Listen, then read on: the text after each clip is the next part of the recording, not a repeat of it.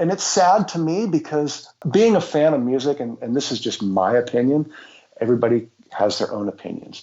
But the one person, in my opinion, that just shouldn't be changed is the singer.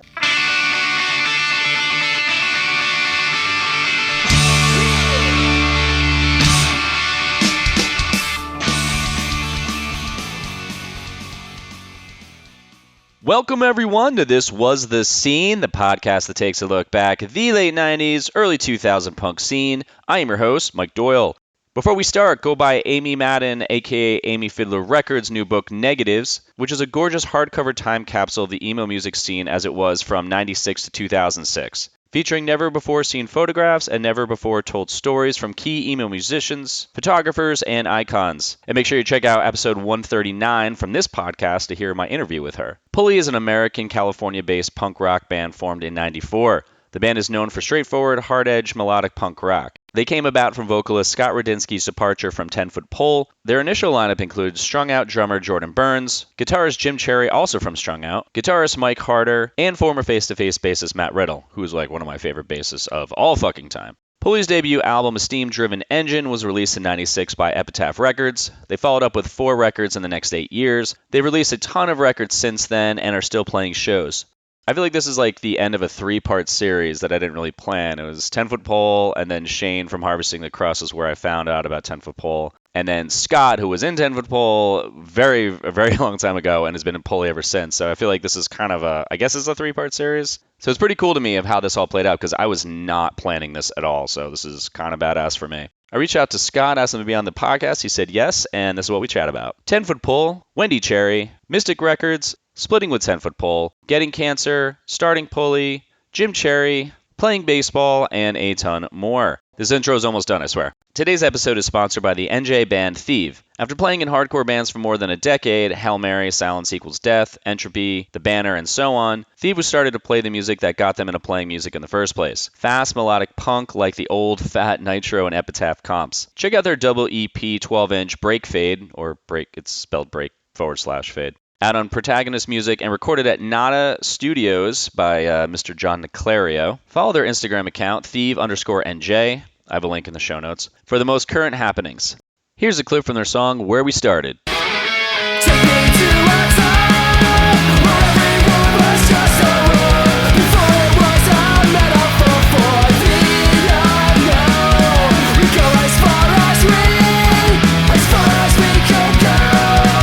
That's all I gotta say, so feel free to subscribe, leave a review, and share this with anyone who would love some punk rock nostalgia. With that said, let's get started. Ironically enough, your last podcast was with a former band member of mine, and there should have been a lot of editing in that. But anyway. Really? Well, I mean, I haven't spoke to the man in 28 years, and I don't listen. Rarely do I ever. For some reason, I don't know if it's the algorithms or whatnot, but if I go to YouTube and I've been home 6 days. We did a tour in Australia, and I want to see if there's any video anybody put up. So I type in like Pulley Live Australia. And for some reason, there's always a 10-Foot Pole thing that pops up, and I laugh, and I'm like, why? Why does this still happen? And then I listened to a little bit of that interview. I was fast forwarding through it, and God, I heard my name all over the place. I was like, why am I still involved in his interviews? What is he still trying to justify now? Well, I was asking the questions because when I got into 10-Foot Pole, you were the singer, and then okay. So that's how I connected with them, and I got to talk to Dennis. I don't think he said anything really bad. He just said that you guys hadn't talked in a while, and you guys were friends in high school, were in the band, and then you guys split ways and haven't really talked. But he didn't really go down a negative route, I didn't think. Yeah, I guess. Just, I don't know. I always hear the same story about touring, and I just laugh. Like the timelines. The baseball strike was in '94, not '95. The Offspring tour was offered at the end of the '95 season, not during the strike. We were offered an RKL tour that in Europe, and there's just a lot of things that are just, and I hear him repetitively say a lot of times like, well, I really don't remember. I don't remember if it was 94 or 95. And when you're telling the story, there should be some facts in there and some, anyway, I'm not here to sit and defend myself because I've stayed off the record for 28 years. And, I've had to answer questions to people. Well, I thought you were, quit the band because you couldn't tour because of baseball. Well, I was actually a baseball player for 8 years before we recorded Rev, so my schedule was nothing new. It just, I think things changed for them. And, he was at a point in his life where he had maxed out he was filing for bankruptcy. So he was like 25 and I'm going for it. And I think he kind of rallied that decision with the guys, and hell, he's rifled through 30 some odd players since then. So I think that's a kind of sign of how people, how short their 10-foot pole experiences are. Cause they don't, you stay in a band because you like staying in a band, you like playing music, and that's something that we all have a passion for. And that's why we all still do it. So if you're not enjoying it and you leave, there's got to be some reason. If you're the last man standing, you got to look around at some point and say, God, am I doing something wrong?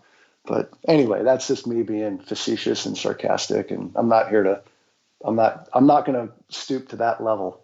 Like I said, I've been off the record for 28 years. I've had plenty of opportunity to make corrections and give the other side of the story. But, what's the point? I mean, let's be for real. It is what it is. And I'm super grateful and happy to be in the position I'm in.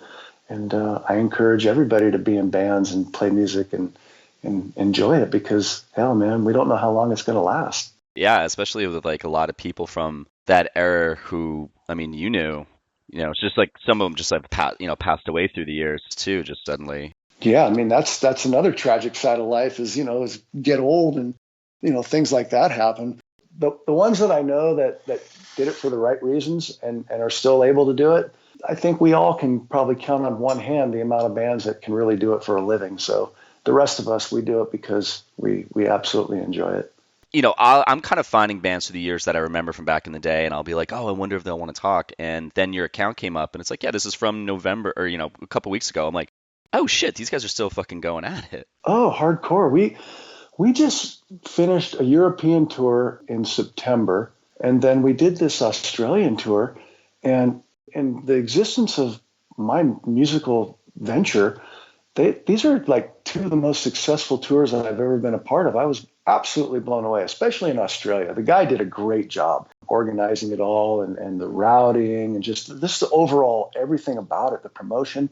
And the people came and I'll never use the word sold out, but I mean, I think we played 7 or 8 shows and they were every one of them was at capacity, and it was great. It was just great. People singing and we were like, damn, man, this is better than it's ever been. It was extremely encouraging. We got on the plane flying back home and we were all on a pretty big high. It was a good buzz. It was great. When you guys are playing shows now, how much of your catalog do you play? Do you play a lot more of the older stuff, or is it like a nice mix of the old stuff and the new stuff? Oh yeah, it's a pretty equal mix, I'd say. There's some songs that, came out earlier, and number one, I'm a fan of music. And when I go see a band, I want to see them play the songs that originally got me into them. And the song, there's songs that you're expected to play, and we always play those. And then, we've mixed in, I think there was 3 or 4 new songs off the new record or our newer record that we play, in the set. So it's a pretty good mix of just about everything we've done, and try to, a few songs off every record, and then the ones that are, the more sing-along popular ones that we've just learned over years people like, that we always just kind of keep mainstays in the set. Do you ever pull out a song from like way back that you're like, we haven't played this in forever, and people are like, holy shit, I can't believe they're playing that? We do, and it was cool, man. We were in our last show was in Brisbane. Somebody kept yelling one of our songs called No Defense. They kept yelling, No Defense! So the drummer started playing, and then everybody joined in, and we played about 30 seconds, and with eye contact, we all stopped at the same time. And then the bass player, our bass player Tyler, he started playing the beginning of another old song that we haven't played in probably 15 years, and everybody joined in, and we started playing a little snippet of that, and then we all stopped at the same time.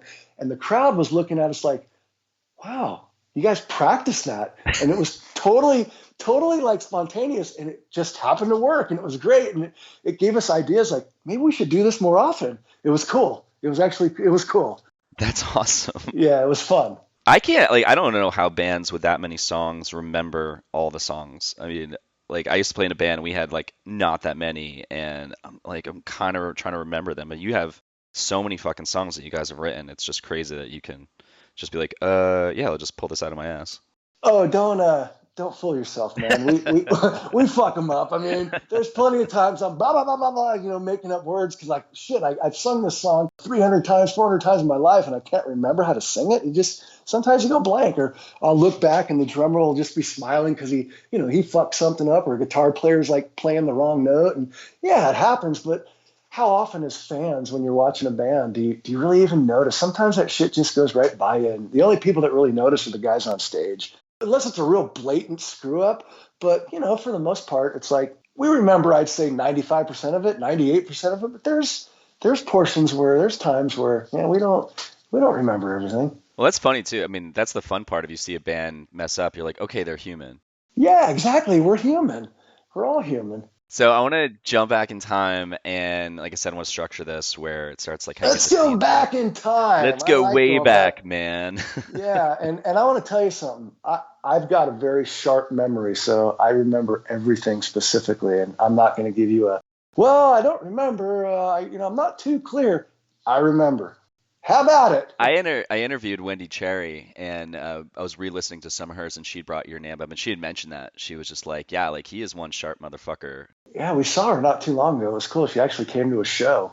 We didn't get to see her a whole lot when she was, when Jim was in the band. She wasn't around much, but I mean, since he passed, we've continued the relationship, which is, it's cool. I mean, she's always been supportive, and she actually came to a show. It was fun. She hung out with us all day. It was really cool. It was like a little festival. Yeah, we had a good time. We were just like kind of reconnecting and talking and, reliving old times.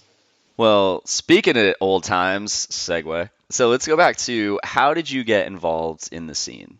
And also, I just got to preface that I'm pretty sure there's going to be a lot of questions that you've answered multiple times, but there might be just a bunch of people in this audience that haven't heard the story. So I apologize in advance, or like I've said this so many fucking times.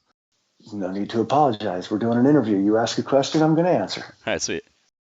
Involved in the scene, I had a friend when I was in ninth grade that I just basically met that year, and he listened to different music than I did. And I went over to his house and I started listening to some stuff, and I was like, damn, this is pretty cool. And I guess I was at a point in my life where, you're rebellious and whatnot, and it just kind of hit home to me. And I was actually currently, I was a drummer, and I had been playing drums for about maybe 6 months. And a couple of guys, in school, we had been jamming. I don't know what we were playing, old rock covers in the garage. This guy exposed me to, the Circle Jerks and Black Flag and a lot of the early LA punk. And I was totally into it. And I just dove in head first from that point. And, it was a time when you had to go to a record store and thumb through a bin and look at covers and see, well, is this one cool? Is that one cool? I remember passing over the Adolescence Blue record a ton of times because there wasn't any pictures. There wasn't anything to make me think I'll like these guys, which is crazy.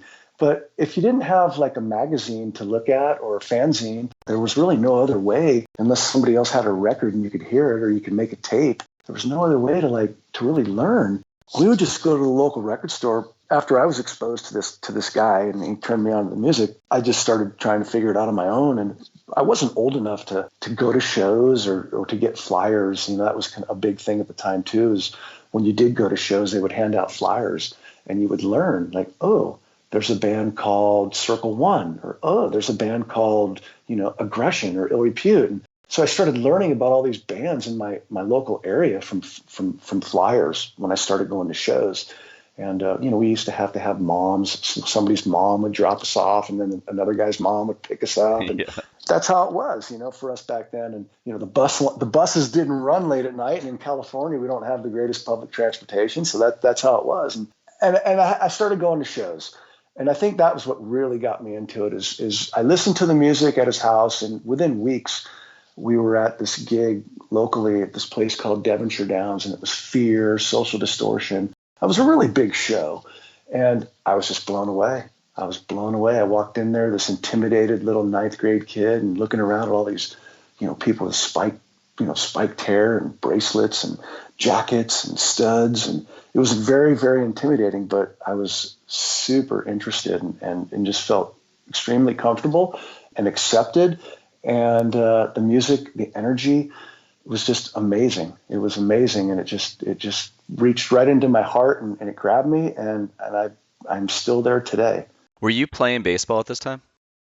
Like in Little League, and I really didn't start playing baseball in high school till 11th grade. So, I was playing, like I said, Little League, nothing serious in ninth grade. Well, I was going to say, because usually at that point, if anyone's on a sports team, they're kind of considered a jock, and it's usually the punk rock versus the jocks and vice versa. So you were like that middle ground. Like, did you kind of feel any of that when you eventually started playing? Oh, early on for sure.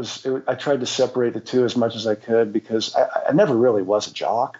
I played sports, but I wasn't a jock. So-called mentality. I didn't hang out with the jocks. I always tried to keep them separated, and it was embarrassing. I didn't want to be considered a jock, so I probably tried harder to not be one. Did that, like, when you were on the team, did that kind of isolate you from other members, or you guys just there to play? They were really good about it. We were just there to play. We played for the name on the front of the shirt, and I was accepted. We didn't hang out at school on campus. They had their little clique, and I was down with the guys that were, flinging taco sauce off the basketball gym wall. We were like the guys wearing boots and flannels. On the field, they were super accepted. There was no riffs at all. It was great, and vice versa, really. So I want to have this lead into, I don't want to talk about tempo pull the whole time, but it is how you get started. So like how does that start for you? And then we can talk about, like, when you leave and then start doing Pulley. Can I elaborate? Sure. Okay, so I started in a band called Scared Straight. I played drums, and it was me, a guy named Gary Galanis, and a singer we had named Mike.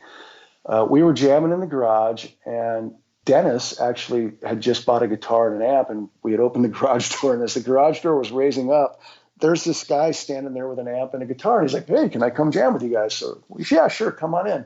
So we started this, I don't know, let's say 6-9 month existence of jamming punk rock songs. We were playing songs like Fear, Circle Jerks, like I said, a lot of the early LA stuff, some Minor Threat stuff we liked. We were doing these cover songs, and we started writing a few originals. We transitioned into the name Scared Straight at one point. We were on a record label locally. We were part of a scene called Nardcore, and we were asked to be part of a compilation called Nardcore. We had played a couple of songs. I actually played drums, and then was basically forced into singing. They called, there was no cell phone. So back in that day, it was, your landline. And I had always been I wasn't a manager, but there's always a guy in a band that kind of has to take that lead to kind of keep it together. And I was always a guy orchestrating band practices. We practiced at my house, just things like that, just trying to be the motivator, I guess. And so they called my house and said, "Hey, we need you to come down here this weekend and do the vocals." I said, "Okay, well, I'll let the singer know." So I call up our singer. This guy's name's Gary. And he says, "Oh man, like I said, we're 15 at the time." He said, "I can't, I'm going somewhere with my parents." So, "Well, we have to get down there and sing. Here's the phone number to Mystic. Call them." So I don't know what he called, but he called me back, this guy Gary, and said, "Well, I'm going on vacation. Someone's going to have to go down there and sing." And our guitar player, Steve, at the time, he was our other guitar player. He said, "Well, let's go down there." He was the only one that could drive. So he drove down there. He drove me down there. And I don't really remember how it came about, but I ended up singing on that and then continued to sing after that. And we recorded, we recorded a 7-inch, a 12-inch, numerous songs on compilations. It was a great time. I mean, Mystic Records was good to us for allowing us the opportunity back then. There was no other really outlets to record. So it kind of gave us a little bit of a name, and we were able to start playing shows locally in LA that kind of meant something. It was a good time with the band. We did a little bit of touring, and then eventually transitioned into 10-Foot Pole. Had similar members. We actually was pretty much the same members. I was singing. Dennis was playing guitar. We had Steve guitar. We had a bass player named Pete, and Tony, our drummer. And we started 10-Foot Pole and did that whole thing. We recorded our own full length. I had been talking with Mike, Fat Mike at the time, No Effects, and he had just started his label. And he said, "Well, I might have some interest. Let me hear what it sounds like." And he listened to the record and he thought, "You know what?" He's like, "I could put this out," but he said, "I think it would be better to distribute it for you." He said, I don't want to put it on the label, but I'll distribute it for you. So print 3,000 of them and I'll sell them for you and then and pay you guys." Like, well, that's cool. It's better than what we could do on our own. So we did that. I took that full length, did a handwritten letter, and I sent it FedEx down to Brett at Epitaph, and he called me the next day. And I picked up the phone, and I could hear the 10-foot pole record in the background. And I'm like, holy shit. And he's on like the third song. And he's like, hey, is this Scott? And I said, yeah. He goes, hey, this is Brett from Epitaph. And my jaw dropped. I've seen this guy playing in Bad Religion my whole life. And now he answered my letter. He's calling me back. And he calls me and he says, hey, man, he says, I really dig this. He says, I'd be interested in putting something out. And I said, oh, okay. I said, well, fuck. I said, that's awesome. I said, we're in the middle of writing songs right now. I said, we're actually he had a studio called West Beach down in Hollywood. And I said, we actually have some time booked. We're going into West Beach to record some demos. He goes, awesome. He said, well, I'll come by and check it out. And that's what happened. And that's kind of how it started. And that's where the Epitaph thing came from. And so we went down to West Beach. We recorded what we thought was going to be an album, but he viewed it as demos. And so then he said, well, let's get back in the studio so we went back in the studio a couple months later and recorded the same exact songs with an engineer that he brought in to help us. This woman's name was Sally. She was great. We basically recorded the same songs and recorded Rev. And that's kind of where I was at up to that point. Am I still going? You still want me to keep going? Yeah, actually, I want to elaborate a little bit on these on the record label. So what were they called? Mystic Records? Mystic Records. Yeah, it was an Englishman named Doug Moody, whose family came out to the States, and his dad was heavily involved in a lot of old school doo-wop bands like the Lovin' Spoonfuls and things like that. And they had a little recording studio in Hollywood, kind of right by a famous club that we had here for a few years called the Cafe de Grand. Doug actually recorded a lot of the stuff for a BYO record that was called Someone Got Their Head Kicked In. It was a compilation. And a band called Youth Brigade, the Stern brothers, who started BYO, they recorded their original LP, Sound and Fury. They recorded it at Mystic. They didn't like the way the sound quality came out, so they re-recorded it at a different studio, and that's what they pressed. But there were a few amount of pressings of the original one. But Mystic never really had a reputation of quality. It was more like quantity. They would book you 3 hours, tell you, record a 7-inch in 3 hours, do the drums, guitars, and vocals, mix it, and be done. We'll give you 50 records to sell, and that's your payment. And that's kind of the way it went. But, when you're 15, what else was your options? And it's not like we were whoring ourselves out. It was just like, we get a chance to make a record. We get a chance to record. So we were excited. We were young kids. We were jumping on it. And, listening back, sometimes you think like, well, God, man, maybe we shouldn't have put that out. Things we were writing about.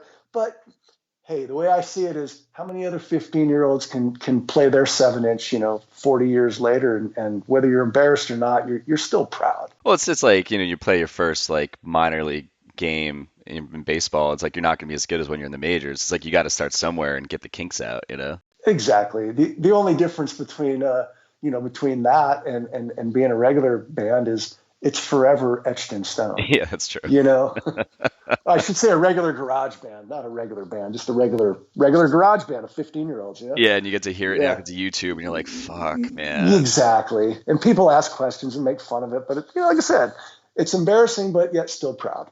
Dennis had mentioned that when the record label put out "You Drink, You Drive, You Die," that was like he was like, he was like kind of thrown by that because he was like, I don't know who like pulled the trigger on that decision. Do you remember this at all?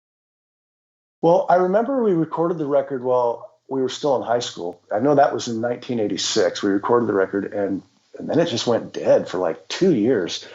And ironically, I was at a buddy of mine's house one day. It was like a Friday. I think they were still in high school. So it was like a Friday, and his parents were gone. We're going to hang out at this guy's house for the weekend. And he comes back to his house. It's like when the sun was going down. We had a little skate ramp in front of his house, and we were all out there skating, waiting for him to come home. And he came home, and he's blasting these songs I hadn't heard for probably 2 or 3 years in his truck. And I'm like, what the fuck? And he comes and he's holding up this cassette tape, and I'm like, no way. He's like, yeah, I just bought it at the store. And I'm like, holy shit, it came out. And I looked. And the first thing I did was look at the date, and it came out in 1988. So it came out 2 years after we recorded it. And it had like a record cover and all this artwork. And it was like a car crash that I was involved in. And I was like, how the fuck did that come about? they weren't a record label anymore. So there was really no way to contact them. And I remember reaching out, trying to find phone numbers to reach out to this guy, Doug. And I finally got a hold of his assistant. His name was Phil. And Phil said, oh, yeah. He says, we just put out the record. He said, it's great, isn't it? And I went, yeah, cool, Phil. Thanks for telling us. Can we get a couple copies?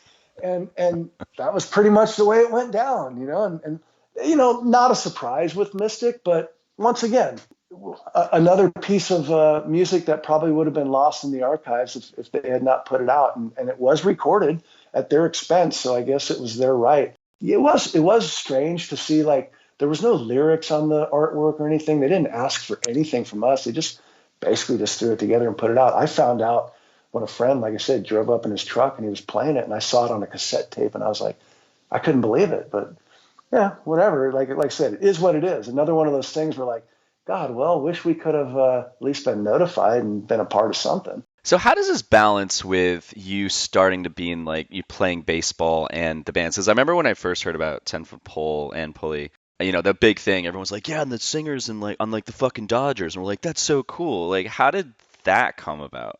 Well, in 1986, I graduated high school on a Friday, and I was, before that, about a month before school was over, they have a major league draft, and I was drafted by the Chicago White Sox with the opportunity to sign a professional contract or go to college. I didn't really have any schools in line that I'd been really talking to, but there probably was opportunity to go pitch at the college level. So I got drafted in professional baseball, and I didn't want to go to school anymore. So I thought, you're going to give me the opportunity to throw a baseball and you're going to pay me $600 a month? Fuck yeah, I'm going.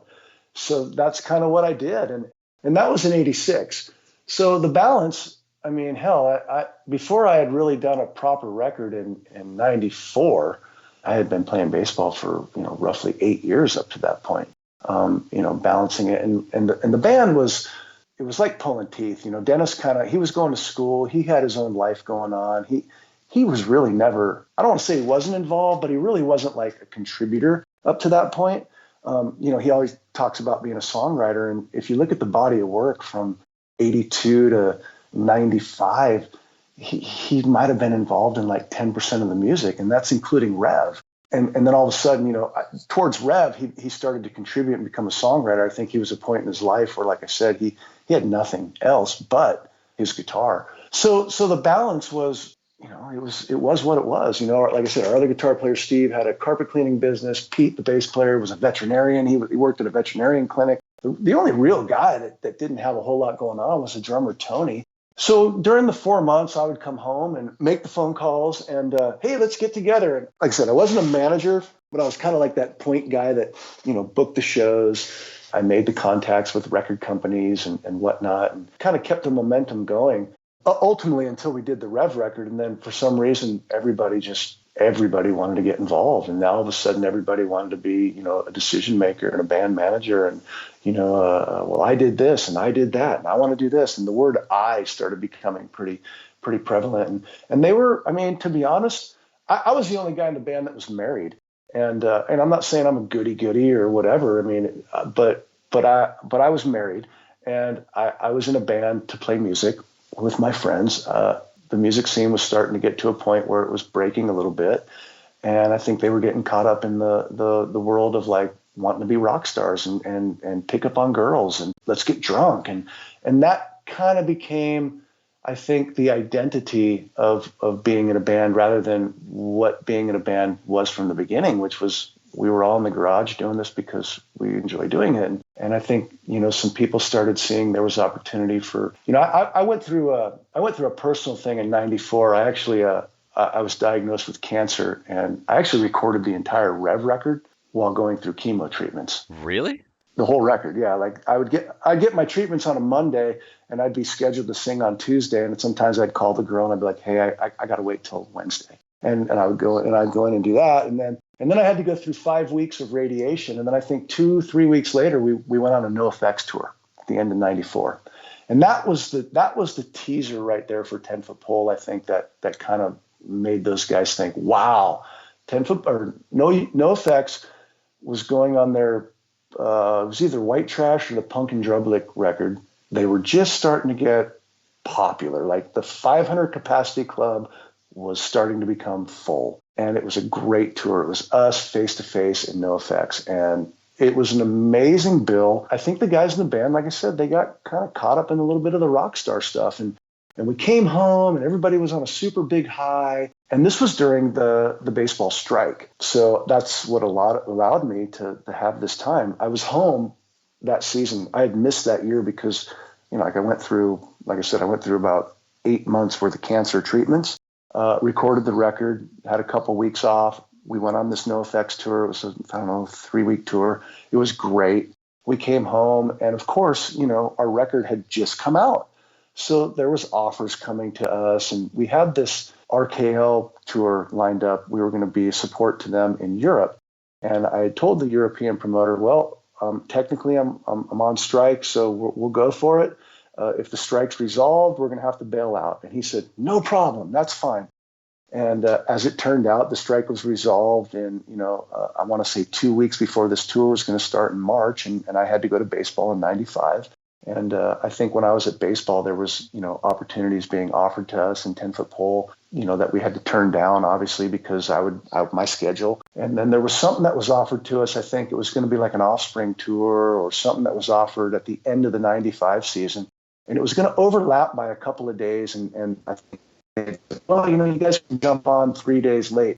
Not to be selfish, and it probably comes off selfish, but baseball's a serious grind. It's an 8-month tour in itself. And it's a really big grind. And I remember Dennis calling me and he said, hey, we got this offer. You would have to, if your season finishes on a Sunday, you'd have to be in Portland by Tuesday. And then we can do like 2 weeks with them or something. And I was like, damn, man, it sounds awesome. But and I'm considering my wife into this as well. I'm like, I just don't know if I can do that, man. And he's like, oh, man, well, we really want to do it. And you really need to find a way to make it happen. And I think the way he kind of approached me with it, it kind of like made me like almost like turn the opposite. Like, well, I'm going to say no in spite of that, the way you're asking. It's like kind of being rude. And I just remember like thinking there's probably going to be other opportunities. And I confided with Brett a lot at Epitaph. And one of the first things I ever told him before 10-foot pole was on the label was, we're not a big touring band. And he looked at me in his office and he said, you don't have to play. He goes, you just have to write good songs and put out a good record. And at the time, he was right. Because if you put out a good record at the time, they would have sold. And he knew where his label was at. And he knew that if people there was 4 or 5 bands on the label. There was Pennywise, Rancid, No Effects, The Offspring. And those were like the big heavy hitters in the scene at the time that was breaking. And he's like, you'll sell records just because you're on the label. That was a time pre-internet where if you like The Offspring, hey, maybe I'll like this. Oh, do you like No Effects? Maybe I'll like this. It's on the same label. And that's how things work. So he was right. So I think this was like in June when he called me, and I remember, I don't know if I'm going to be able to do that. And he said what he said. Well, we really want to do it. You got to find a way to make it happen. I said, well, yeah, I'll try. And then a week later, he called me back, and it was like, yeah, I don't think I'm going to do it, man. And he said, I think we're going to move on and we're going to find a new singer. I said, well, you do what you have to do. And I know that I know his personality, and I know that he kind of had this, like I said, within the last 12 months is the first he had really started writing music. And lyrics and contributing to the band. So he was feeling like, hey, I can do this. And I think he had an agenda and a motive that, hey, we're on this label. Now, we had been a band for 13 years up to this point, and I had been involved in baseball for 8 of them.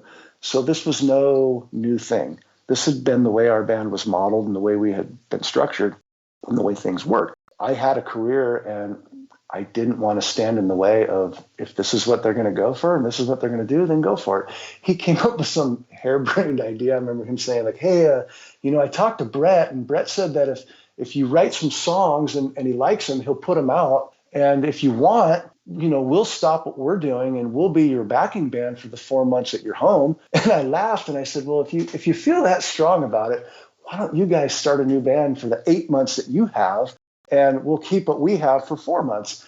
And he wasn't having it. He knew what he wanted. He wanted to. So I think they made some Tony, in later years, who was in Pulley for, I don't know, 8 years after, he quit 10-foot pole to join Pulley. He had enough. He called me from tour one day and said, I can't do this anymore. Do you guys need a drummer? And I laughed. I said, of course we do.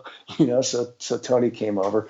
He basically told me, like, they did a weak effort of auditions. They never really had the idea. Dennis, I don't think, ever had the idea of genuinely trying to find a singer. He all along wanted to be the singer and eventually ended up being the singer. So that's what it was. And it's sad to me because being a fan of music, and this is just my opinion, everybody has their own opinions.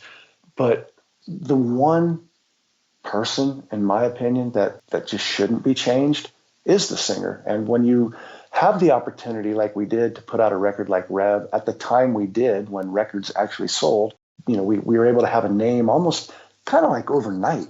Man, we made such an impact in such a short time. It's like, I don't know if I didn't. I remember telling Dennis, I don't think it's a good decision, and I know it's coming off very selfish because I'm involved in it and I have my career going on and I feel like I'm holding you up. But if you guys are, like I said, they all of a sudden wanted to go for it. They thought, we can do this full time and we can go for it. And I don't blame them for feeling that way because it was exciting at the time. And they were maybe at points in their life where they could just walk away, and they didn't have families, they didn't have anything, so they could go for it.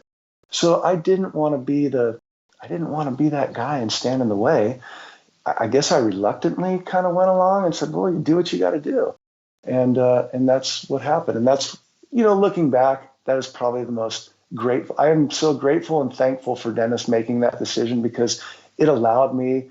It's kind of like when you're in this shitty relationship and you don't realize it until you're away from it, and then you realize, God, man, what a relief! I'm away from these guys because they weren't good musicians. We weren't good musicians, and musicians at that time were starting to become really good, and we were still part of the old school world where we just were playing punk rock and screaming, and we were trying to transition and we were trying to make an effort, but we weren't really that good. I was like thrown back, and I was like, well, I'm not going to stop playing in a band at this point. I'm going to keep playing. And first thing I did was called my roommate, friend of mine, this guy Mike, who contributed to a lot of Scared Straight stuff, actually played in Scared Straight. Jordan, who ended up playing in Strung Out, he played in Scared Straight and early 10-foot pole. And, he was the first member that I was ever a part of, that we actually, I don't want to say kicked out, but, when I would leave to go to baseball, this was the first year that I left to go to baseball in 94, 93, whatever year it was, where we said we're going to try to make a series. I bought a 4-track. I'm going to practice singing when I'm on the road. They're going to practice, they're playing individually. And I remember Dennis, he typed up this sheet of requirements of what each member had to do and their expectations. And it was this real corny, cheesy thing. And I remember Jordan, being the kind of guy he is, he looked at it, he's like, the fuck you? He's like, what the fuck? You giving me instruction manual on it? And Jordan was better than all of us at the time. So I think he kind of took it personally. He's like, you giving me an instruction manual on how to be a musician? Fuck you. And he would resent the fact, and he would, on purpose, he would do the opposite. And like, well, you want me to practice? I'm not going to practice. You want me to show up to practice? I won't be there. And so he would do that stuff. And I remember coming home from baseball and going over to Dennis's condo, and he was disappointed, and it was like, we need to make this change. This he's really going to hold us back. And I couldn't disagree with him. And I think collectively, Steve and Pete, the bass player, we all kind of like, okay, we have somebody lined up. We can talk to Jordan. I think Dennis had to pass the message on to Jordan, but I remained friends with him. I mean, there was like really kind of no hard feelings. I think his biggest hang up was he took it personal when he handed us this instruction manual. And I mean, I glanced over it and I read it and I thought, well, this is all good and well. It all makes sense, but that's just Dennis being Dennis. And I crumpled it up and threw it away. I was going to practice on my own regardless. Pete was going to practice on his own, and Dennis was going to practice on his own. We all wanted to start taking some pride in our musicianship so that the band could be better. And I think in spite, Jordan took that the wrong way. And ultimately, he was let go. And he joined Strung Out just a few weeks later anyway. So that's where that ended up. And I don't know where I'm at. I'm lost in the story, but No, you're at a great spot. Real quick, if you're looking for an explainer video or someone to do motion graphics for your company, check out my company, drive80.com, and you can email me at mike@drive80.com for more info. That's all I got to say. So now back to the interview. A couple questions that popped up while you're talking about this, because I want to now go into Pulley. Prior to this, though, what leads you into Pulley? I'm thinking, and also real quick, just for my own, what cancer did you have? I had a cancer called Hodgkin's disease, like a lymphatic type cancer. Oh, wow. Okay. It's pretty serious, yeah. And it's kind of like that car crash I was in, not being so gnarly. I actually fast forwarded and heard a little bit of that. The girl that was in the front seat, believe it or not, she's 54 years old and she still suffers from that accident. She has, I don't know if it's urinary tract or bladder or something, but she still has physical problems from that accident. So it was a little gnarlier than I think was taken by him and his comment. Just want to throw that in there for the girl's sake, because this woman is she's still suffering from it. So it was a serious accident. I didn't request it to be a record cover by no means, but it was a serious accident. I was gonna say, like, that must have been like a what the fuck kind of moment. It's like when you saw that. Oh yeah. So when you get through chemo, and does that kind of give you this new, I don't know, this new energy when you're moving forward, being like, yo, I got through this, now I'm going to do exactly what I want to do in my life, and it kind of gave you this boost to just keep going with like the music and like baseball career and all that stuff? Well, it really didn't slow me down. I went to spring training in February of '94, and I was diagnosed, and they sent me home, days later to start these treatments. I continued doing band practice. We were writing songs for Rev. I made the connection with Brett for the initial, get the Rev opportunity going. We recorded Rev. We did a tour with No Effects. I was going to my local high school, and I was still throwing baseballs to kind of keep my arm going.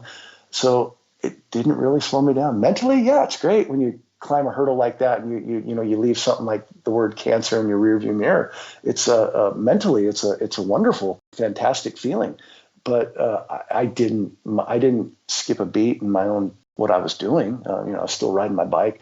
I would get my treatments every other Monday. So every 2 weeks on a Monday, I was pretty shitty. But after that, I was doing my thing. I've heard that like people going through any kind of cancer treatment, the biggest thing is that helps them get through is like hope. Do you kind of feel because you had so much going on, it really worked in your favor? Yes. No doubt about it. You're keeping yourself mentally and physically occupied, physically to an extent, but mentally occupied with something. And, I've said this to a few people that have reached out to me over the years that have been diagnosed with the same thing, just, reaching out for, just to have conversation. I think one of the biggest things that helped me was there was no internet at the time for me to research. And, I didn't have to look it up, and I didn't know that, wow, people can die from this. The doctor told me to my face, we fight this aggressively. We've got like a 75% chance we can lick this. And when you hear those odds from an oncologist, 75% is like 150. So all I did was I thought, okay, this is done. We're doing it. And I go get my treatments, and I was positive the whole time, and I was staying busy, and basically I was in denial, really. That definitely works in your favor. Yeah. Like, big time. I just wanted to just bring that up just because I think there's people out there that like, especially this age, the demographic that's listened to this. I know a buddy of mine, I had interviewed him. Used to be a roadie for Bigwig and all these bands, and he's going through cancer treatment right now. So it's like, I think it's cool for people to hear that, to be like, okay, this is going to be helpful for me. Yeah, for sure. And I love talking to people like that, that are going through it. And it sucks because unless you don't relate. People say, well, what's it like getting chemo? Well, I know everybody stood over the toilet, and we've all, had the flu or been sick as a dog. And I all I can tell you is it's like 100 times worse than that. Yeah. And you still won't relate to it. Trust me. But when you've gone through something like that, it's a small fraternity of people, and there's a connection between us. And like, I really enjoy, I don't have all the answers, and I'm not going to be a solution, but I know that, I didn't have that opportunity. I didn't talk to anybody. But when people reach out, I really do enjoy it because I know where they're at. And I know where they're at physically and mentally, and I know where their hearts are at. And it's like you tend to be able to say, rather than like my mom, keep your head up, keep your spirits up. Yeah, that's great and all. But when it comes from somebody that's been there, I think it can hit home a little more. And they have a better way of articulating their words to get that message across. And it's a rough moment personally, and people around you can support, but it's just a really, really rough moment personally to go through, and it's quite the accomplishment when you get to the other side. Yeah, no, my mom's going through that right now, so it's good to hear that. Yeah. So when you start Pulley, or or the band starts and you were like reconnecting with Jordan, what was that conversation like? We're like, hey man, Well, my conversation was to my friend Mike first. I said, hey, and this guy had been friends with me for years, and he's a very accomplished guitar player. Hey, I want to start this band. It's going to be along the same vein of what we were doing. I want it to be fun. We play when we play and just have a good time. Fuck yeah, I'm in. Hey, Jordan, what's up? Hey, man. I just got, Dennis just told me that they're going to move on without me. So I'm going to start a band. You want to play drums? Fuck yeah. All right, cool. And then there was another guy named Jim that was locally in town. I had never played with him, but we knew each other. And he played bass in Strung Out, but he was a guitar player, and he wrote songs too. And we had, occasionally crossed paths and talked music. And so I reached out to him because he was a local guy, and he was also in another band with Jordan. So I thought, well, you guys are kind of on the same schedule, so there shouldn't be too much conflict. And I was selfishly thinking that, but I was intrigued with Jim as a guitar player. And then Matt just got kicked out of Face to Face at that time. And so it was just a perfect storm, man, of these people that were former members that all had a little chip on their shoulder and wanted to play music. Yeah. And in Jordan and Jim's case, it wasn't so much the chip on their shoulder of being former members. They were in a band that was toxic. And I mean, I think the band kind of still operates that way. And they were like the two guys that couldn't stand each other. But the crazy thing was they got in Pulley, and I'm not saying they became best friends, but they learned how to cohabitate. And they learned how to travel together. They learned how to write music together. They learned how to communicate as human beings and mature men. Whatever drama they had in their other band was never brought into our room. Never. Until the very end. But that was that's like a different story. Jim got kicked out of Strung Out, but him and Jordan stayed in Pulley for almost a year together. Yeah. So imagine that. Jordan was a driving force of having this guy kicked out of the other band that basically Jim started. Jim was like the main songwriter and contributor to that band. He was kicked out of his own band, mostly by this drummer, and now they're in this other band together. And there's maybe their eye contact and the communication between them kind of went to a little bit of a lull that last 6-9 months. But I got to be honest, it wasn't uncomfortable. They didn't make it uncomfortable for us. They managed to make it happen. And then towards the very, very end, when Wendy started getting involved with some of the business side of things, I think that kind of ruined it for Jim. And that ultimately forced him into, I think he enjoyed Pulley. I think he missed Strung Out. I think he enjoyed Pulley. And I think when he got kicked out of Strung Out, he really had like a point to prove. And so he was writing music for himself. He was still in Pulley, and he was helping us write our 4th record. And then he came to the band room one day and he just said, "Hey guys, you know what?" He said, I've got to dive into this head first. And we all supported him. We gave him a hug. We also always stayed in contact, and he went on to do his thing with Zero Down. And that's the one thing that I am super grateful for in the 5 or 6 members that have come through this band over time is there's still relationships. To be in a band for 30 years and have a former member Bob was a former drummer of ours. He had just done the last 2 tours with us. So, but he was in the band, and he's not in the band anymore. Matt was in the band. He left to join No Use for a Name on a full-time basis. Who are we to stand in his way? We supported that 100%. Matt's come back and filled in a few times when needed for our bass player, Tyler. Tony, like I said, he called me from a 10-foot pole tour in Arizona and said he couldn't do it anymore. He had enough of that situation, and he came to us. And then he left to join Unwritten Law and then ultimately Papa Roach. So, and he's come back and played with us. So there's still a relationship there. Our other guitar player, Jim, he played with us for 20 years. He moved with his family to Virginia, made a personal decision that he had to make. And so in came another guitar player that we had been friends with for 30 years since we were in high school, a local guy named Trey. It's just always been a family. And that's the one thing that I think that, like, out of all the bands in the world that I know is we pride ourselves in. Like, we hang out backstage and we actually enjoy each other's company. We like being around each other. We look forward to going to band practice. It's not like this, oh, fuck, I got to go to practice, or, oh, shit, I got to go do this because I got to pay rent. I got to make some money. It's always been a fun thing. And I think that's what's been able to keep it sustainable and keep the energy there. And to see the shows that we've seen, in the last 6 months, headlining shows. And I'm talking, 300 type people clubs, but packed and people singing.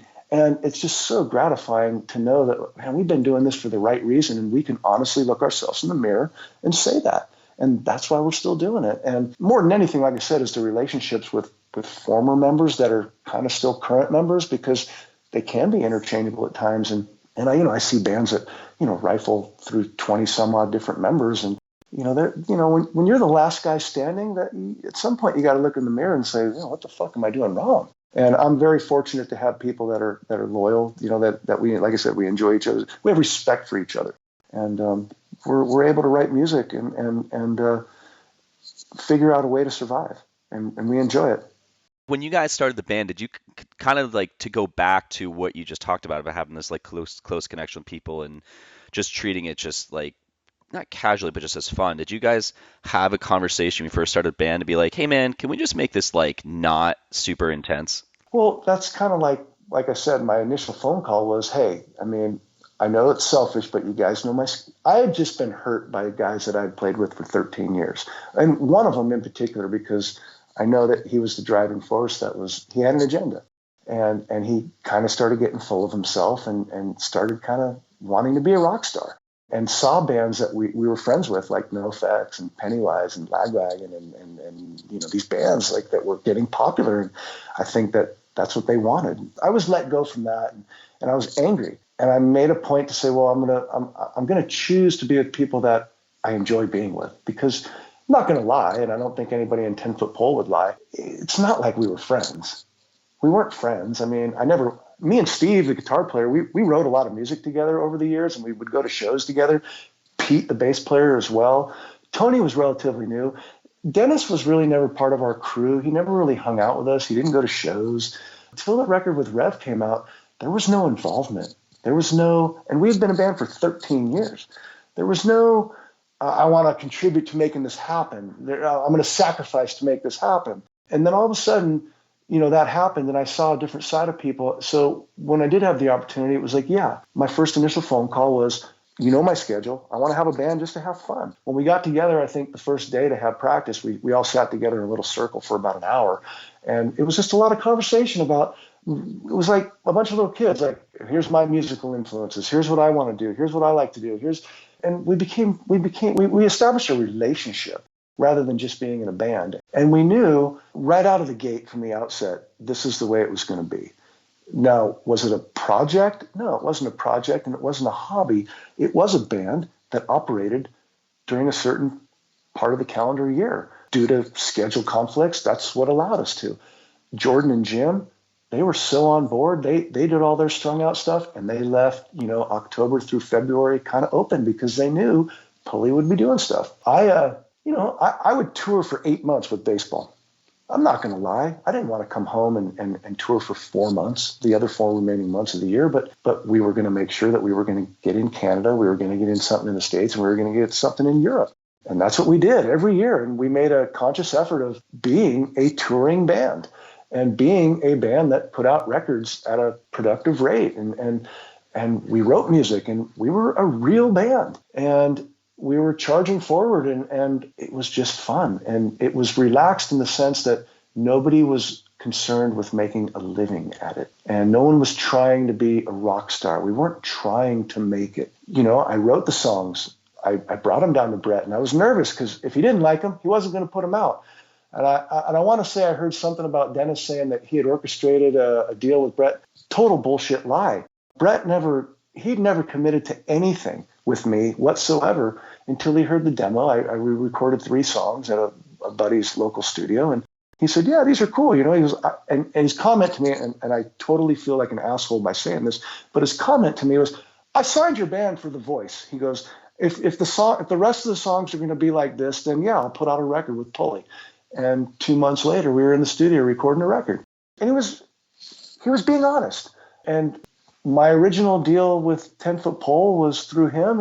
And then, we came to him with a different batch of songs, and I'm sure vocally or, vocal tonally, it sounded similar to what he was expecting to hear. So he said, okay, cool. This is what I'll put out on my label. He actually got involved and helped direct us with a few song ideas and things we had going on the first Pulley record. And we went in the studio and we recorded it. I mean, I can imagine the whole voice thing because, your voice is awesome. And well, I appreciate that. Yeah, Thank dude, you. it's very distinct. There's certain people's voices out there when you hear them, you know what band it is when you hear it. And like your voice stands out like that. So I can imagine Brett being like, yeah, if you're singing, like I'm into this shit. And it was like, it's a compliment, but the music still has to be good. And we wrote good music and not to keep going down the 10-foot pole path, but it's disappointing to me in the sense that, after 13 years, we were kind of just coming into our own. And like I said, Dennis was starting to become a songwriter. He was actually starting to write lyrics as well. And it was like, wow, now we've got 3 people that are contributing to this now that before it was just primarily me and Steve, the other guitar player. This is pretty cool. Like we could go somewhere. So that was something to me that was important when we started Pulley was, we got to find some people that can write music. I wrote music, that the guy Mike that joined Pulley, the guitar player, my roommate, he had written quite a few handfuls of 10-foot pole songs, lyrically, musically, Scared Straight songs, lyrically and musically. So he was a natural fit for me. Jordan was someone that I had known for 10 years, had played with in bands. He was a natural fit. I knew he was a great drummer. And Jim was a good songwriter. He was a good songwriter, good guitar player. I think he wanted that outlet too. So, Well, didn't he? I mean, he wrote like the lyrics for the first 3 Strung Out records, right? That he was in. I couldn't tell you. I know he wrote about 4 or 5 songs for the lyrics for the first Pulley record. Yeah, and I was gonna say like, so he brought that to the table too, where like I've heard he was like a super passionate guy too. So when he wrote a lot of lyrics. He wrote lyrics, and I would assume he wrote a lot of lyrics for Strung Out. I'm just not aware. I don't know much about. I didn't, to be honest, I just always kind of never really got involved in that. I would assume with the way he contributed towards Pulley, like I can remember going to his house early on in the Pulley songwriting, the first record, and I'd go to his house. Me and him were the 2 guys that didn't work at the time. I'd go to his house and we would start jamming and he would say, oh, hey, check this out. And he would play a verse and I'm like, yeah, that's cool. And he would like hum, not really words, but he would hum something over it. And then he would say, and he would throw me like this 3-ring binder. He's like, oh, I got this notebook. He's like, check it out. There's lyrics in there. And he would have like a couple of lines and then nothing. Then you'd turn the page and it'd be like a different set of lines, for a different song. And the guy'd have like 50 different songs he would start. So I would listen to him play this riff and I would be fumbling through the notebook and I'm like, hey, what about this line? He's like, oh yeah. He's like, I remember when I wrote that. And he'd say, sing it to me again. So I'd sing him the words. And then he would basically come up with the next line out of his mouth right there as we're playing. And so I'd write it down. And then I'm like, hey, what do you think about this? And then I would write the next line. And we would kind of like together, next thing you know, the song was done. And 5, 6 songs later. And then there was a couple of songs he came and he's like, hey, check it out. We were jamming something musically yesterday. He's like, hey, I wrote the lyrics for it last night. I'm like, fucking awesome. And that's kind of how it worked. And he was really good with that. Yeah. When you guys came out, or did people just automatically bring you in or like accept you guys, or did you have to kind of fight for it? Well, I mean, I think the way number one, the first record was on Epitaph. That was creditable acceptance right there. And then, our past experiences, we had a member from 10-foot pole, a member from Face to Face, members from Strung Out. I mean, it was like the word was out, like people knew, oh, hey, yeah, these guys, they started this new band called Pulley. Whether they gave it a listen to or not, I couldn't tell you. Whether they came and saw it live or not, I couldn't tell you, but they were at least aware. So whether that's considered accepted or not, I don't know. But I would like to think that if they did give it a listen, they probably would have listened to it musically and said, oh, well, that's not bad. Well, when you guys started playing shows, though, did you notice the crowd was showing up? Like you guys were playing to like pretty big crowds to start? No, definitely not. Oh, wow. Okay. Definitely not. No, we were doing like support stuff with other bands. Our first shows with, our friends Lagwagon, and, we were playing to other people's crowds and kind of earning our way that way, through an already built-in audience. I don't think I've ever been, to be honest, in a band that was, a true quote unquote headlining type band. I feel like, 10-foot pole, at least when I was in it, was a direct support band, Pulley at its best has always been a direct support band. Do we headline shows? Yeah. In certain markets, can we do it? Yeah. When we just did it and proved it to ourselves, but it's not been what we've done. I think sometimes being on a label like Epitaph gives that persona like, oh, wow, this is a band that, goes out on the road 10 months a year, makes a living at it. No, that's not the way it works. Someone told me one time that like when you would walk out like on the field for like when you were gonna pitch, they'd play like a Pulley song. Is that true? Never. Oh, okay. Someone said it was like, oh, when he comes out, they play a song. I was like, that's so awesome. I made an extreme conscious effort of separating those two lives. When I was at baseball, I didn't talk much about music with people because they were kind of clueless. And to be honest, before the internet, the people in music that would ask about baseball were quite clueless as well. So I always just kind of separated the two. And, if I'm asked questions, I answer politely and the best that I could. But, once the internet broke and then all of a sudden, for some reason, I think sports, I don't want to say became cool, but you started noticing these punk rock people that were like into sports, into golf, into baseball, into football, all this, which wasn't the case when I was a kid growing up. So it kind of took the pressure off a little bit to, oh, well, now I can talk openly about baseball and people aren't going to look down on me for it. So for quite a while there, I definitely made an effort to separate the two. It's kind of funny because they're in Jersey. There's a bunch of guys who they still live up there. They're a part of the scene, like all these punk rock dudes, and like they're in bands and stuff, and they play fantasy, like they have like a fantasy baseball thing, and it's like all these punk rock guys that are like super into baseball. So I feel like it's a trip. And I think it's awesome. I wish it would have been like that earlier in the days because I felt like I had a target on my back. I was doing something wrong. And, for me, the way things worked out in life, it wasn't like I grew up, like I said, on a sports field. It's just something that happened in 11th grade. It just clicked. I wasn't going to be on the team. And my coach looked at me and said, man, you need to get your shit together. You got an opportunity here. And he kind of gave me a little wake up call. I wasn't going to practices. And basically I would have been like a dropout. I was going to move to Hollywood. And we had a friend that I was going to move with, and we were going to do telephone sales.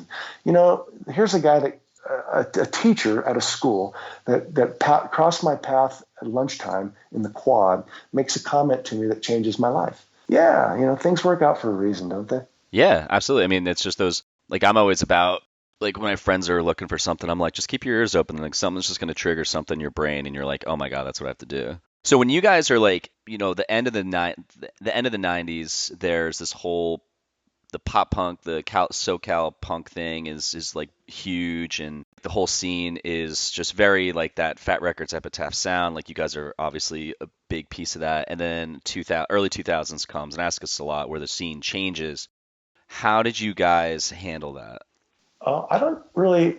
Or did it affect you at all? Yeah, the only time I've ever really seen a real change in the punk rock scene was like from 86 to 89. And the 90s were what they were. In the 2000s, I don't really know if I noticed I wasn't out there pounding the pavement on the road. I didn't experience what the scene was like in certain markets, maybe where it was dying. We continued to do the same stuff that was good. We only had a limited amount of time, so what we did was, okay, well, we're going to go tour Europe. We know that that's going to be good. Well, we're going to go to South America. We know that'll be good. We'll go to Canada. We know that's good. And we would go to the markets where we knew we had a fan base. You're not going to go on the road. And this is one thing that Brett told me was the days of getting in the van and traveling around and trying to make a name for yourself are in the past. You have to record good songs, record good music, and then go to the markets where it's going to be accepted and where it's well. And we had enough documentation in the early 2000s with fellow type bands that would go play and, hey, don't stop in Santa Fe, New Mexico. It sucks. You're better off just having a day off and continuing to Vegas or whatever. Just as an example, you know what I'm saying? And we just didn't have time to do that. We didn't, and it sounds shitty, but we didn't have time. So we had to be a little more selective. So I don't really know what the kink in the scene was or where it changed or, it changed in a sense where, yeah, maybe some labels started putting out different styles of music and the initial mid 90s hype wasn't as big as it was, but there were still people going to shows because it didn't affect Bad Religion and it didn't affect NoFX and it didn't affect, a lot of these bands that are able to go out and survive like that.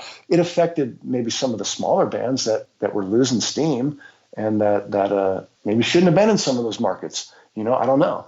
And I just know that I didn't really per se feel it. Did Napster have any effect on you guys? Like downloading and music and all that? It had an effect on everybody. I mean, when you stop selling records, a record label ultimately in the end says, well, we're not going to put out a record with you anymore. We can't justify spending $30,000 putting you in a recording studio and paying all these people. You're not making our record label money. And I don't know if we ever did. I mean, I think I was only part of one record that made Epitaph money. Ironically enough, we signed I think a 2 or 3 record deal with 10 Foot Pole, and they recorded their second record, the first one without me, and they turned it into Epitaph, and Brett said, oh, it sounds like a great demo. When are you going to go do the record? And they were like, what? And they had to go re-record their second record in its entirety and spend another 30, 40 grand. So they were in debt, and that put Rev in debt. That put the whole 10 Foot Pole catalog in debt because of that.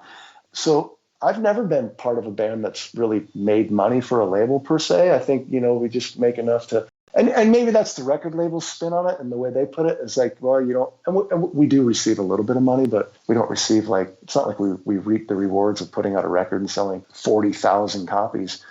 When the music started becoming free, I mean, did it affect us? It's hard to say. Did it affect record sales? Probably, but did it affect us in a different way where more people heard the music? Maybe. Because some people have talked about it benefited them because they're like, yeah, we'd show up and there'd be more kids in the crowd singing our songs and they'd be buying merch, which helped us. And, because record sales, they weren't really doing much for us. It is so true. I mean, I know there was times when I noticed by the third and fourth Pulley record, those were some of the better, and that was definitely during those times. Those were some of the better crowds and the better, responses at shows. But, and not to sound, whatever about it, like we didn't want to shortchange. We just, our time frame only allowed us to pick and choose where we could go and what we could do. We were very fortunate that we had booking agents and promoters that were willing to work with us, during that time of the year. And we were also going at a time of year when it was kind of a downtime. October to February is not your normal touring runs. Most of it's during the summer and spring. So, a lot of people were starving in Europe, and, and that train would unload in Munich, and there 250 people would come off that train for a show. And then 15 minutes later, the next train would come and another 200 people. They were starving for live music because they hadn't had it for 2 months. We were the only band coming through town. So we were lucky in that sense too, that the schedule kind of helped us, and the turnouts. There's been ups and downs all along the way. There's been good and bads all along the way. But the people that we've been able to share the time with is, I think, what's overshadowed all of that. And we've just kind of been numb to it. We're playing our songs, whether there's 50 people or, 300 people. And we're all looking at each other with smiles on our faces to this day on stage. And we honestly enjoy each other's company. And that's to me what, that's the ultimate. Yeah, man. I mean, I'm just like, I'm looking through your Instagram. It just looks like you guys just have a blast and you're playing in front of these big fucking crowds, man. You know what the biggest compliment is? I ask every promoter at the end of the night, and I know damn well, I see the amount of people there, and I'm like, okay, I know it was a good show. I always take a personal thought of it. I feel so bad if there's not enough people there, and I'm thinking, shit, this person's going to lose their ass tonight. And they're like, oh, don't worry about it. We did good at the bar, and, blah, blah, blah.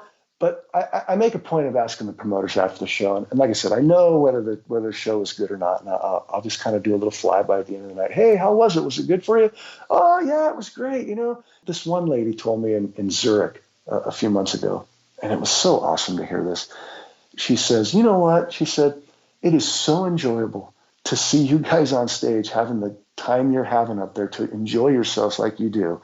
It's like the ultimate compliment. If that's the perception you're taking from a person in the crowd, then we've done our job, because we are having a good time. And this is why you should go start a band, to do the same thing, not to try to make it, but to do this same thing. What was the, so I'm looking at your catalog on Discogs, and you guys have 5 records on Epitaph, and then you leave the label. Why was Matters the last record on Epitaph? Well, it was the last record because I think, the times were changing and they were kind of going in a different direction. And I think they had to scale back and prioritize their bands on that label that they were going to keep. And then also like, what was the next wave? Bands like Thursday or the Story of the Year or some of these other bands that were kind of, I don't even know the names of some of the bands that they signed at that time, but that was the direction they were going in. Their mid 90s, what built the label, they kept a handful of those core bands. And we were very fortunate to ride on it as long as we were. I think we were one of the last of those type of bands, besides Pennywise, and I mean, NoFX had left. I think they kept Melancholy and Pennywise, and I don't really know how many other bands of that style they kept. All the other bands were gone. So eventually it was our turn, and that's the way it went. But once again, it wasn't like they said, "Hey, we're done with you guys." It was a very good conversation, and we totally understood it, and they were super supportive of us, and they love our band to this day, and they've done some reissues, and we have good relationship with them, and we're thankful for the opportunity to do the 5 albums with them. Was there ever a point in the last, you said 30 years, like literally, like 94 till present day, Jesus, was there ever like a point where you guys almost split? Pulley? Yeah. No, never. Like I said, I can go back and tell you on one hand the members that have been in this band. One member left to become a full-time member and No Use for a Name. Jordan, ultimately at the end, he kind of basically said, "I can't keep playing with Jim. I love you guys, but I can't keep playing with Jim." And to this day, he'll be the first one to tell you that he's dying to get back in this band, especially now that he's not in Strung Out. Jim basically had to move on to write his Zero Down record. We stayed friends. He probably would have played with us, continued playing with us, but he ended up passing away. Tony had to find something full time, and he ended up going into Papa Roach. How do you not support your friend from high school who's going to have an opportunity to do that? Our guitar player, Chris, who we're still friends with, he's kind of full time with this band Authority Zero, and his schedule got a little full. We had to find someone a little more of a commitment. And our other guitar player, Jim, he moved to Virginia with his family. So no, there's never been anybody that's not wanted to be in this band. Has there any like tours? Any tour stands out in your like memory as like this was one of our favorite tours just because of the band you were with or the crowd? I don't know, just something where you're like, this is one of my favorite times. The first time we went to South America was pretty amazing. We went to Brazil and Venezuela, and we did some South American shows, and that was, the people down there were just, the energy was just off the charts. I don't want to say barbaric, but like, when you're on stage playing fast music and people are getting into it, it makes it a little bit more enjoyable when you're up there jumping around and playing, and you see that they're reciprocating those feelings by dancing and singing. And that was a pretty memorable tour. And to be honest, this last Australian one, I just got home less than a week ago. Pretty fucking amazing, man. Pretty special, pretty magical. Where we're at as a group of human beings on stage together, the interaction, the experience we'd have being up there together, knowing who's going to move at what time and what they're going to do. And, it's kind of like a show. We're not just up there playing songs. There's no hired guns. There's nobody that's just filling in for this tour or filling in for that. It is family. And it is people that have known each other. Tyler makes comments to his friend Chris, who, we're on stage, and he looks over to Chris. He's like, who would have thought when we were in the lunch line in 9th grade that we'd be standing on stage together at the Gold Coast in Australia playing in front of these people, shit like that. And I can look over to Trey and say the same thing, but dating back to like 1984 from his band Fatal Error and us playing some house party in our local town. We've got history, and we kind of all came together, and it's special. And I don't mean to sound cheesy with that, but it is special, and it's very rare, and it's unique. Every moment we get to play together is special. So those were a couple of tours I pointed out to you, but for the most part, there's special moments every time we get the opportunity to play together. Yeah, I mean, just looking through, like, again, Instagram, just like you guys, like, still playing with, like, Lagwagon, fucking Guttermouth. Yeah, those are our friends, So I'm going to start wrapping this up. Before I ask the last 2 questions, is there a story that you've always wanted to tell that you've never told in an interview that you'd like to tell now?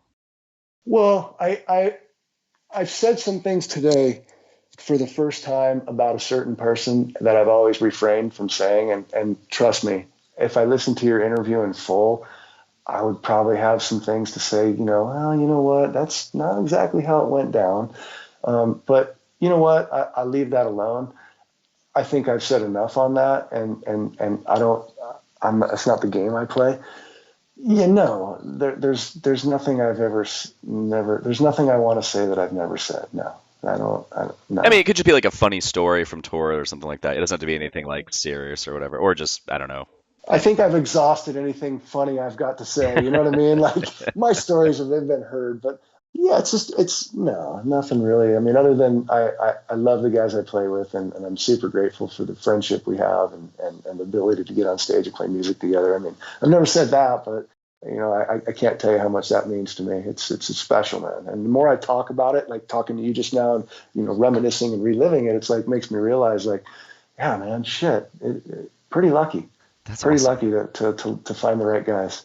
Yeah, that's so cool. I mean, I just got to just say too, like I'm a big Matt Riddle fan. I mean, he's one of the reasons why I got into playing. I mean, I got into playing bass, but he was like someone I idolized. And remember when he got into Pulley, I was like, oh my God, this is so cool. Like Matt Riddle is like my favorite bass player ever. And then No Use for a Name and all that.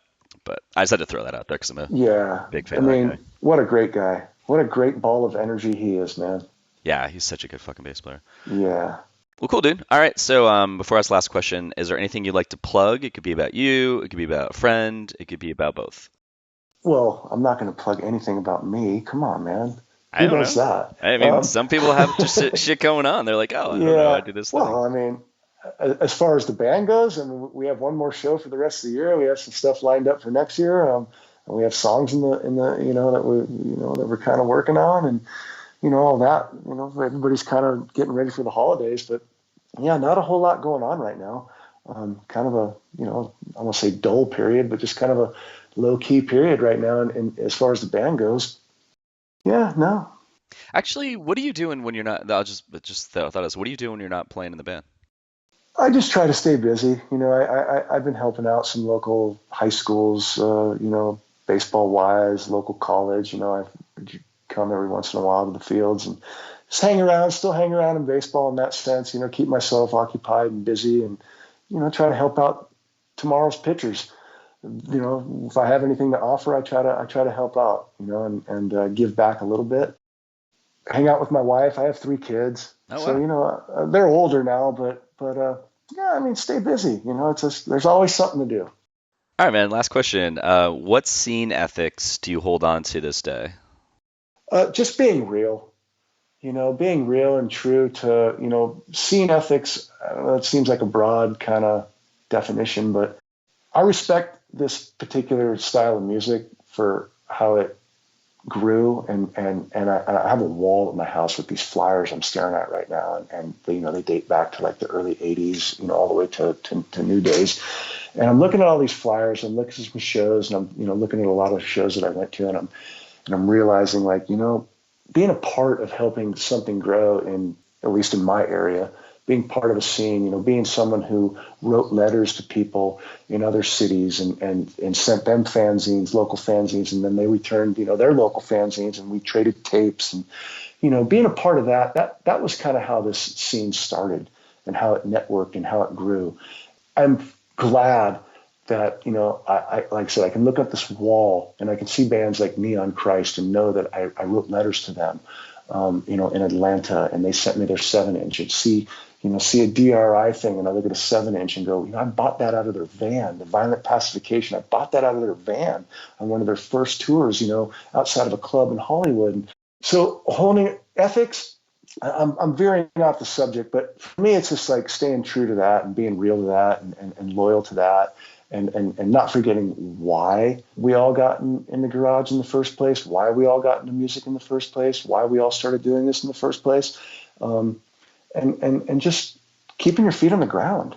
That to me is like something that I think a lot of people have lost sight of over the years. When they play music, and like I said, I know I'm veering off the question, but I started playing music ethically for the idea of having fun and playing music to play in front of people, to play live, to write good songs. And I just try to stay true to that, not, would we like to play in front of 10,000 people? Absolutely. Would it be great to make, $50,000 a show? Yeah, it'd be awesome. But that's not reality. And it never was or never will be for us. So accept who we are and stay true to that. And when you get on stage, don't let anybody ever see you not having a good time, because people pay money to watch bands play, whether it's 20 people at a show or 20,000 at a show. They're paying their money to come watch you play, and you got to give it to them all the time. And to me, that's when I saw bands play back in the day, they were up there fucking letting it go. I mean, they were letting it go, man. There was no show. There was no restriction. It was fucking going for it, and that's what attracted me. And so, within the limit of health and age and everything else, let it out, man. Let's let it out the best we can at the age we are, and hopefully it's accepted, and just staying true to that. I don't know. That probably didn't answer the question you were looking for, but that's my ramble on story.